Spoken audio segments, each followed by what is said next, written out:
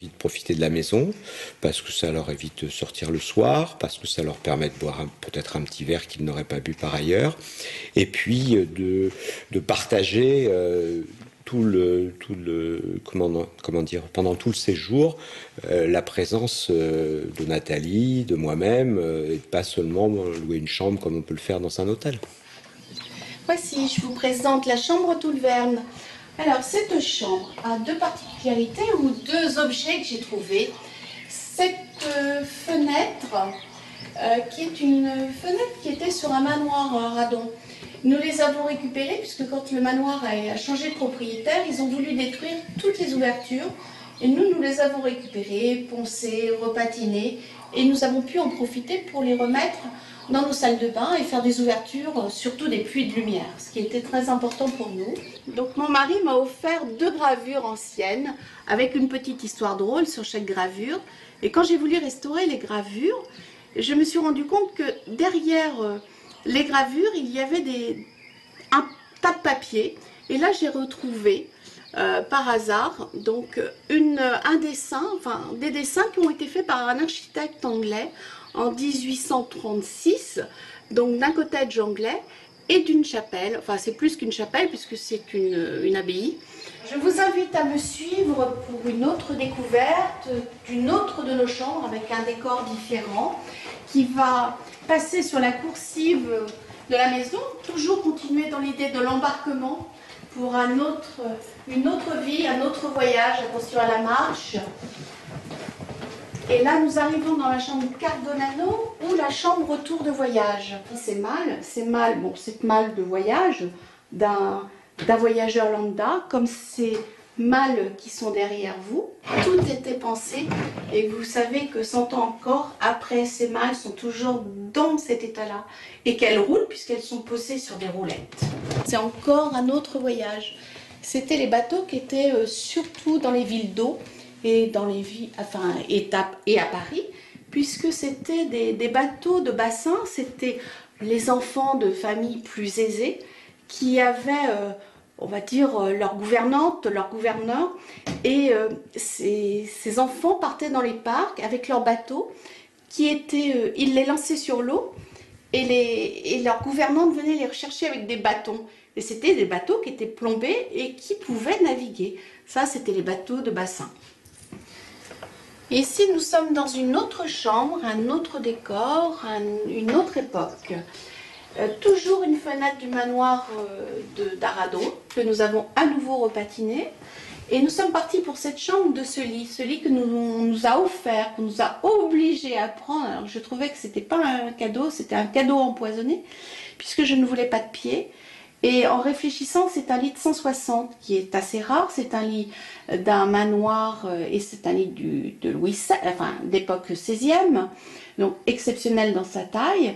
Et tout le décor de cette chambre a été conçu par rapport à ce lit. Pour le plus de cette chambre, outre ses 33 mètres carrés, nous avons quand même une terrasse privative avec ses transats, sa petite table, les fleurs, presque le calme et les oiseaux le matin. Et moi, je vais m'asseoir et je vais vous dire, garçon, un thé.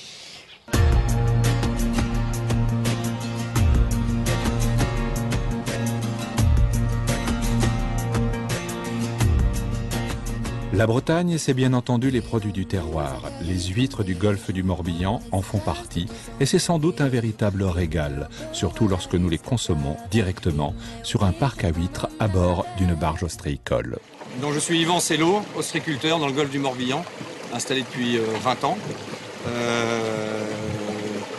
Là, nous sommes actuellement sur une barge ostréicole que l'ensemble des ostréiculteurs utilisent. Seulement celle-là est un peu différente puisqu'elle va avoir un but touristique. Comment t'es venue l'idée de lancer cette activité? Il y a 10 ans, j'avais commencé à faire des dégustations et puis surtout des amis qui venaient chez moi qui me posaient beaucoup de questions sur la profession. Et je me suis dit à un moment donné, je vais commencer à faire un CD ou un DVD pour les mettre sur la télé pour qu'ils voient ça.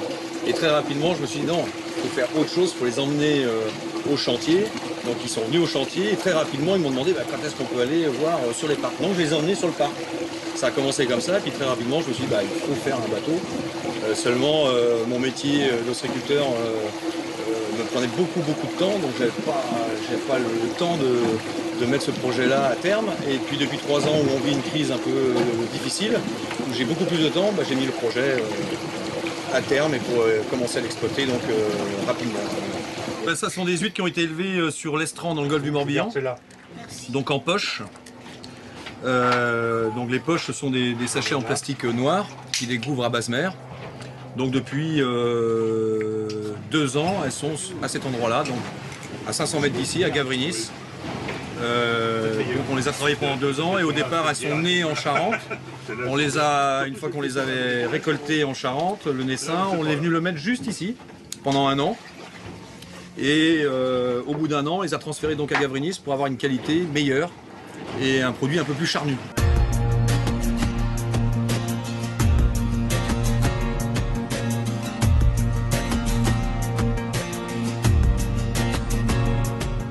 C'est un plaisir et c'est encore une découverte. C'est mieux que la maison d'hôte encore. C'est pas possible. On va le proposer à nos sauces. Ah oui, C'est là, vraiment exceptionnel. ça ne peut être qu'un complément entre eux et nous. La matinée passée sur une barge à déguster des huîtres ont donné de l'appétit à nos 2 propriétaires. Nous allons donc nous arrêter dans une petite maison de pêcheurs, nichée au fond de l'anse du Pau. Quelques tables serrées autour d'une vaste cheminée et au milieu, le patron.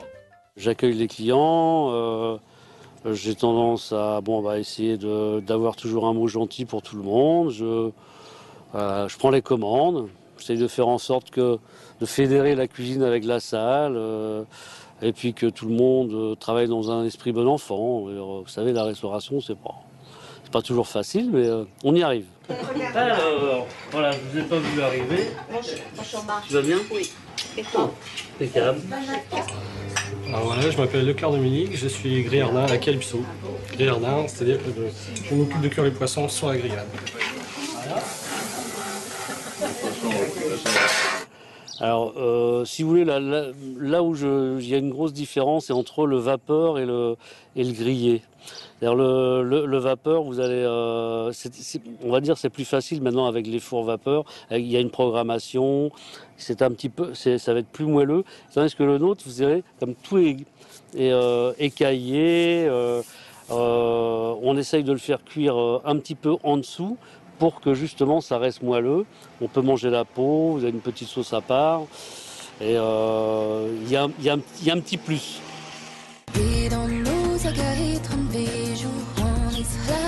Au Val de Brangon, tous les objets de la décoration ont été chinés par Patrick et Nathalie. Les arrosoirs sont numérotés et chaque objet est posé à un endroit bien précis. On a même détourné des volets pour les poser dans le jardin, rien ne se jette. Patrick ne fait pas la cuisine, mais il est toujours attentif au menu que prépare Nathalie pour la table d'hôte. Ce soir, je prépare un dos de cabillaud sur un lit d'endive et de jeunes poireaux de bio de Baden. D'huile de basilic et d'huile d'olive. Voilà, quelques épices. Alors ce sont même pas des épices, c'est un sel arrangé. Distribué sur par un magasin de Pont-Aven. Et c'est beaucoup de sel, ils ont beaucoup de sels différents. Ils ont du sel au poivre, du sel au piment d'Espelette, aux algues. Donc en fonction de mes humeurs, je mets l'un de mes sels. Et là, je vais les faire gentiment revenir, fondre. Et ce fera la base de ma papillote ce soir.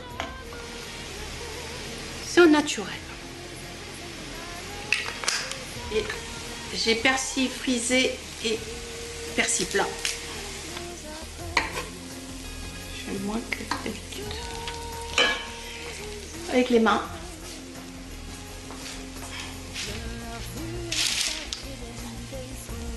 Le bâton. Du basilic.